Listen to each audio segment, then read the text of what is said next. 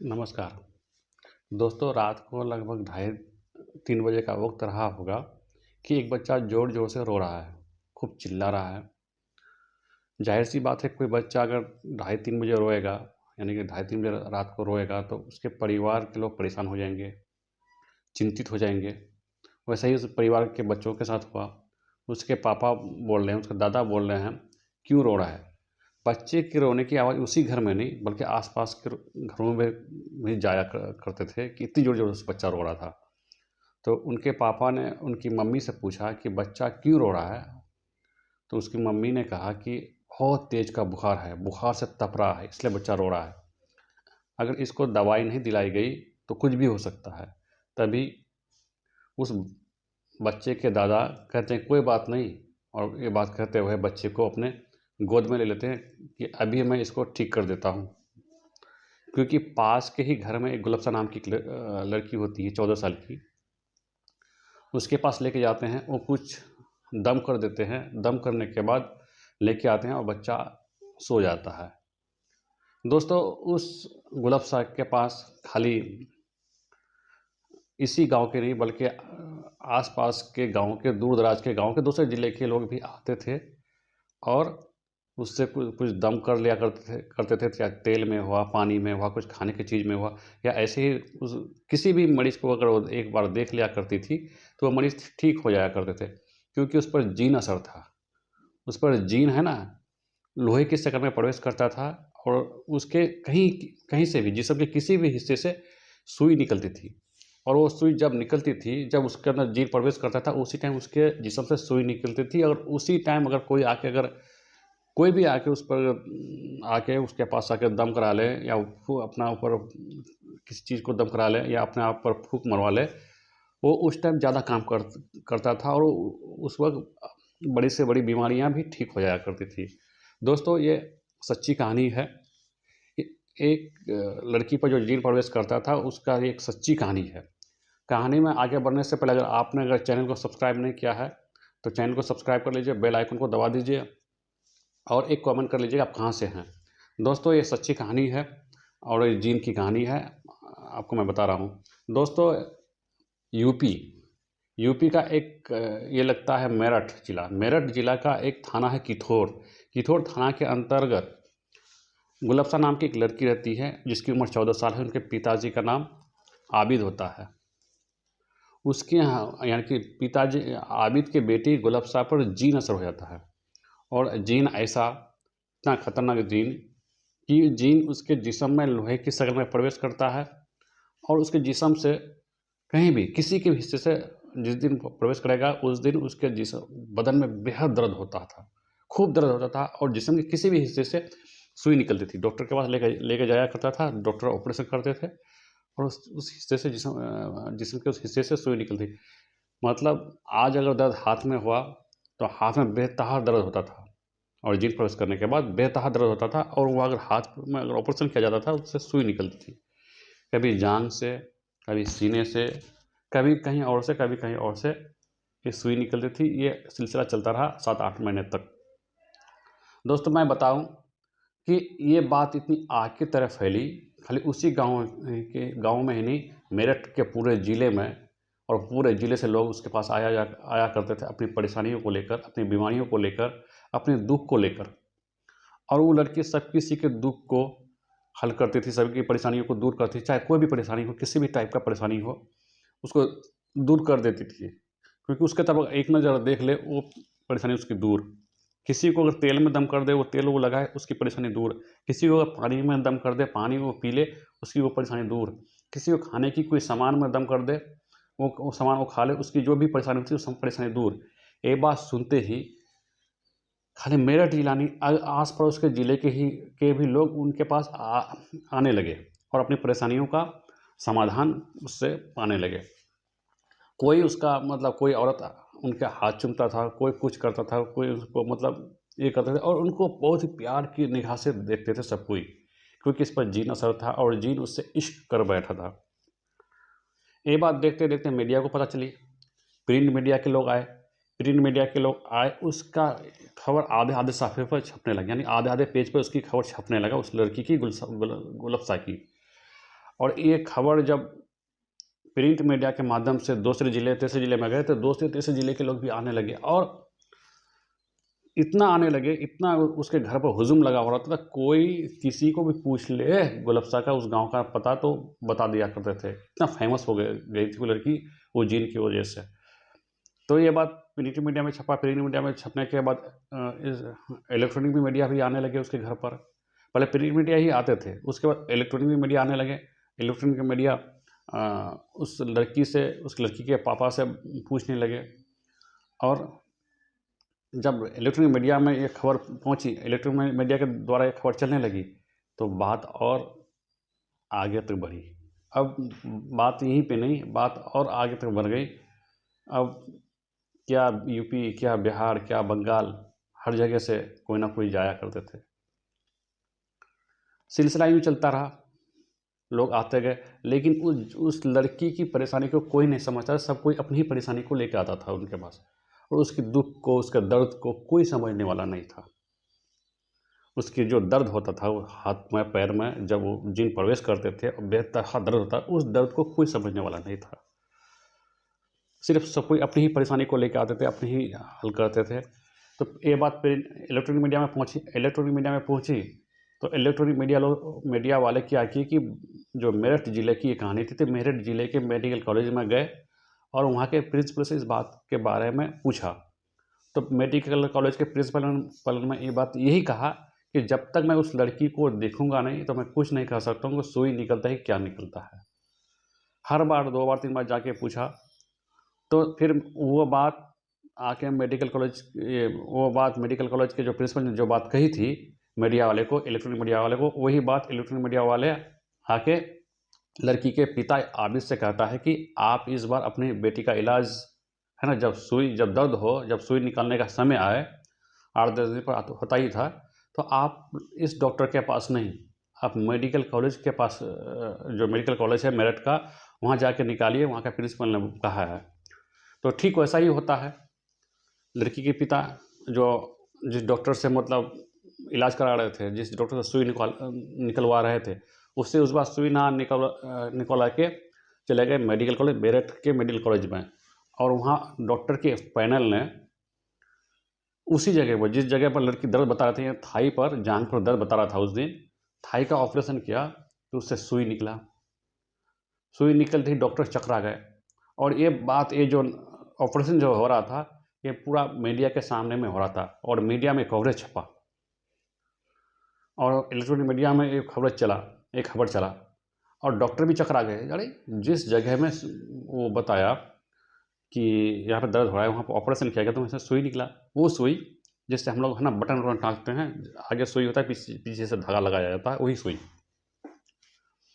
जब ये बात ऑपरेशन होने के बाद सुई निकला, ये बात इलेक्ट्रॉनिक मीडिया पर, तो ये बात उस वक्त उसके सीएम तक भी पहुँच गई। सीएम तक बात पहुँची तो सीएम ने मेरठ के एसएसपी को ये बात कहा कि आप इस बात का जांच कीजिए, इस लड़की का जांच कीजिए कि क्या मामला है, सही में इस पर जीन प्रवेश करता है, कब जीन प्रवेश करता है, नहीं करता है, इस बात का मतलब जिम्मेदारी एसएसपी को दिया गया। मेरठ के एसएसपी ने क्या किया कि जो एसपी देहात होता है, यानी एडिशनल एसपी, उसका नाम होता है एमपी सिंह। एमपी सिंह को एक जिम्मेदारी दी गई, और उसके साथ एक दारोगा, यानी एक लेडी दारोगा और एक पुरुष इंस्पेक्टर को तैनात किया गया इस जांच में। लेडी दारोगा और एक पुरुष इंस्पेक्टर और एमपी सिंह चले गए मेडिकल कॉलेज के प्रिंसिपल के पास। जब प्रिंसिपल से पूछा गया कि क्या सुई सही में निकला था, तो प्रिंसिपल कहता है हाँ सुई सही में निकला था, हमारे डॉक्टर के पैनल ने ऑपरेशन किया था, उससे सुई निकला था। लेकिन बात यह है कि सुई वह सामान्य सुई थी, जो फैक्ट्री मेड थी, जो फैक्ट्री में बनाई जाती है, वही सुई थी। अगर सुई असामान्य होती तब हम इस बात पर यकीन करते कि सही में इसमें सुई निकली है। अब इस बात से ये होता है कि जो फैक्ट्री मेड सुई है, तो इससे बात से पता चलता है कि किसी की शरारत हो सकती है, या कोई जानबूझकर सुई उसके जिस्म पर प्रवेश करता है। ये बात सुनते ही एमपी सिंह थोड़ा सन रह गए। एमपी सिंह मतलब एडिशनल एसपी, यानी कि एसपी देहात, सन रह गए, और वो अपनी टीम को लड़की के पिता के पास भेजा।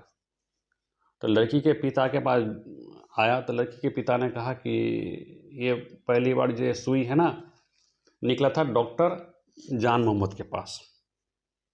जान मोहम्मद ने ही पहली बार सुई निकला था। तो बोले उसमें कौन कौन था, तो डॉक्टर जान मोहम्मद था और डॉक्टर जुबैर, ये दोनों ने पहली बार सुई निकाला था। तो पुलिस की टीम है ना, डॉक्टर जान मोहम्मद और डॉक्टर जुबैर को अपने पास बुलाती है और उससे पूछताछ करती है। तो जान मोहम्मद और डॉक्टर जुबैर कुछ नहीं बोलता है। जब सख्ती से पूछा जाता है, यानी पुलिस अंदाज से पूछा जाता है, तो वो सारे राज खोल देते हैं।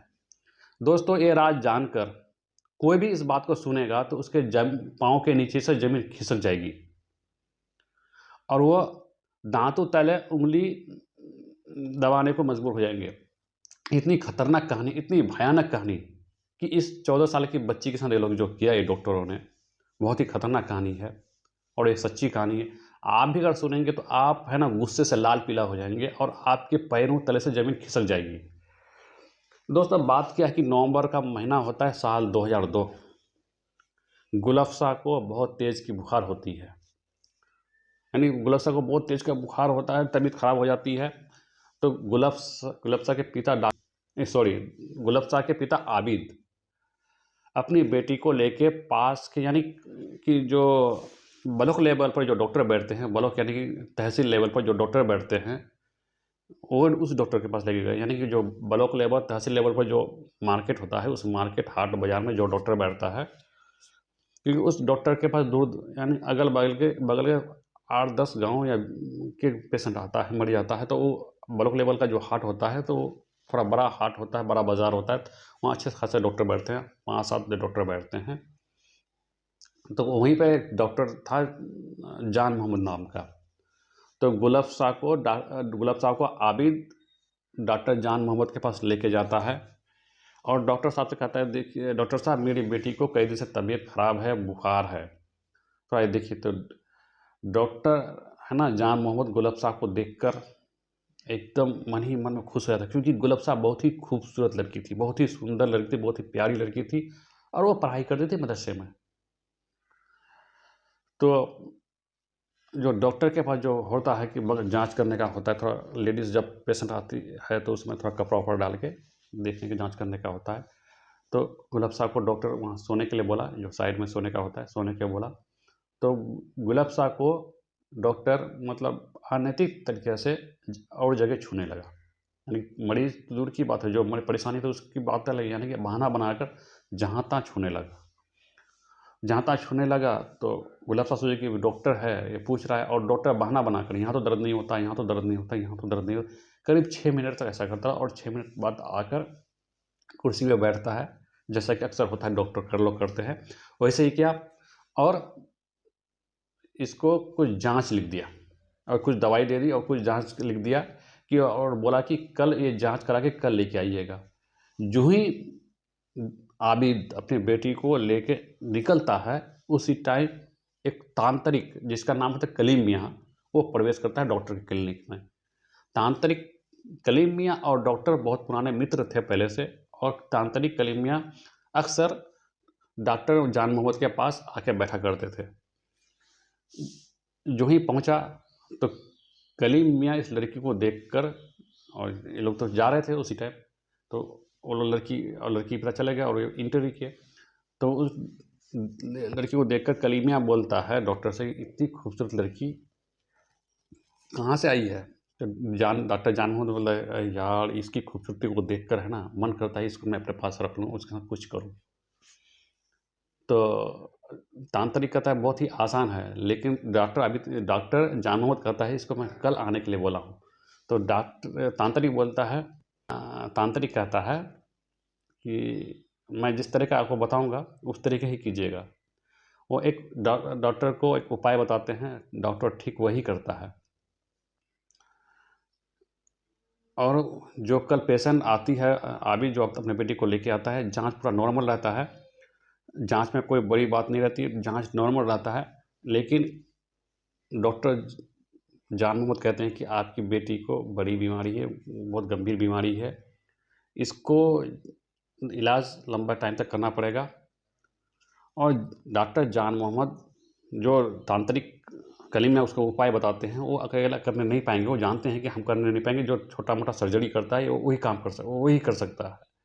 तो छोटा मोटा सर्जरी वहाँ पे उस बाज़ार में डॉक्टर जुबेर करते थे।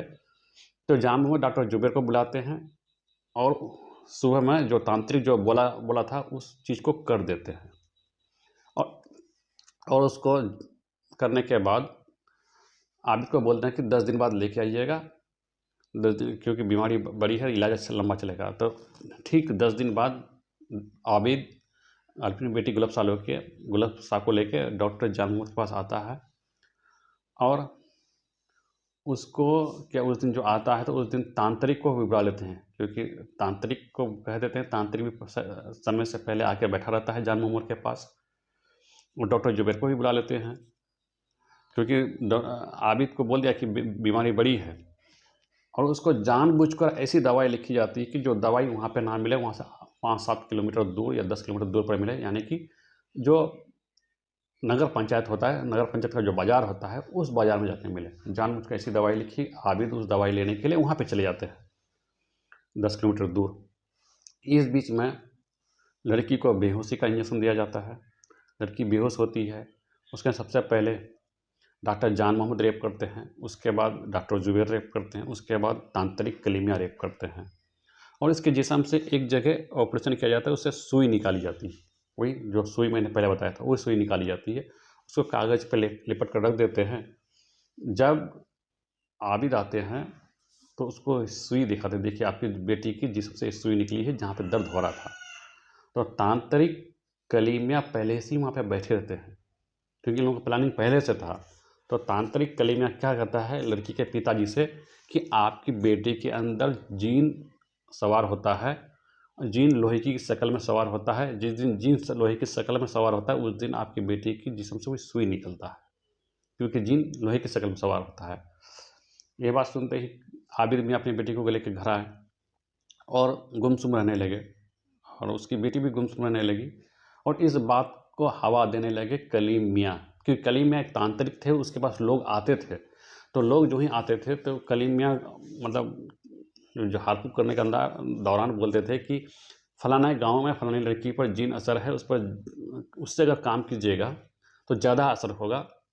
और वो उसके जिस्म के अंदर जीन जो होता है लोहे की शक्ल में प्रवेश करता है। ये बात सुनते ही लोग उनके पास जाने लगे, झाड़ फूँक करने लगे। लड़की थोड़ी पढ़ी लिखी थी, जब अपनी कोई परेशानी को लेकर जाया करते थे तो लड़की जान अपनी परेशानी को ना देखकर उसकी मतलब झाड़ फूँक कर दिया करते थे। लोग उस पर दबाव डालते हैं, अब बेटी थोड़ा मेरा तेल पढ़ लो, थोड़ा पानी पढ़ लो, थोड़ा हमको दम कर दो। अब गुलाब साहब भी इस बात को समझ नहीं पा रहे थे कि आखिर मेरे साथ हो क्या रहा है, और उसका जो दर्द हो रहा था उस दर्द को कोई समझने वाला नहीं था। तो इसी तरह बात कलीम में थोड़ा ये करने लगे, क्योंकि तांत्रिक था तो लोग तांत्रिक की बात पर ज़्यादा विश्वास करते हैं। बात आगे बढ़ने लगी, ये बात बहुत आगे बढ़ने लगी तो उस पर आते गए। उसके बाद ऐसे ही हुआ, हर 8 दिन पर 10 दिन पर जान मोहम्मद उस लड़की को बुलाते रहे। जान मोहम्मद डॉक्टर जुबैर और तांत्रिक कलीमिया रेप करते रहे, बेहोशी का इंजेक्शन लगा कर रेप करते रहे। उसके बाद ये बात जब पड़ोस के डॉक्टर को भी लोग बताया, एक उस डॉक्टर का नाम वो अभी नहीं मेंशन है, उसको भी बताया था, वो भी डॉक्टर शामिल हो गए। अब 3 डॉक्टर और एक तांत्रिक कलीम मियाँ, ये 4 मिलकर उस बच्ची के साथ हर 10 दिन पर रेप करते, यानी पहले बेहोशी का इंजेक्शन लगाते थे और वहाँ से सुई निकालते थे, फिर दूसरी जगह सुई प्रवेश कर देते थे। यानी एक जगह से सुई निकालना, दूसरी जगह सुई प्रवेश करना, 8 दिन बाद बुलाना, फिर उसको मतलब ये करना। और कलीम में जिम्मेदारी उठा लिए थे कि इसके जिस्म में लोहे की तरह जीन सवार होता है और लोहे सुई की शक्ल से निकलता है। अब ये बात तो आग की तरह फैलती गई ना। इसी बीच डॉक्टर जान मोहम्मद एक डॉक्टर मामूल होता है, उसके पास से मतलब इनके पास जो बेहोशी का इंजेक्शन ख़त्म होने लगा तो डॉक्टर मामूल के पास से जान मोहम्मद बेहोशी का इंजेक्शन मंगाने लगा। एक दिन डॉक्टर मामूल डॉक्टर जान मोहम्मद से कहता है, क्या मैं आपके यहाँ तो बेहोशी का इंजेक्शन बहुत खपत होता है आजकल। ये बात सुनते ही जान मोहम्मद को लगा कि डॉक्टर मामूल को सारी बात पता है। तो उसने भी डॉक्टर जान मोहम्मद ने डॉक्टर मामून को सारी बात बता दी, उसको भी शामिल कर लिया। पहले ऐसे 3 डॉक्टर एक तांत्रिक थे, फिर अब हो गया 4 डॉक्टर एक तांत्रिक, यानी 5 लोग मिलकर उसका रेप करने लगे। जब ये बात का पता मीडिया के द्वारा, यानी पुलिस ने जब जांच की और जांच रिपोर्ट स्थानीय थाना किठौर को सौंपी, तो ये बात मीडिया के द्वारा जब लोगों को पता चला, लोग आग बबूला हो गए और इन लोगों पर उतारू हुए कि इस बच्ची के साथ, इस 14 साल की बच्ची के साथ ये लोग इतना हैवानियत जो किए, इनकी जो दरिंदगी की, इनको ये लोग बख्शने के लायक नहीं है। दोस्तों, ये कहानी सुनाने का मतलब किसी के दिल को ठेस पहुंचाना नहीं था, किसी के भावनाओं को आहत करना नहीं था, किसी के भावनाओं को ठेस पहुंचाना नहीं था, बल्कि समाज को जागरूक करना था। लेकर तब तक जय हिंद, जय भारत।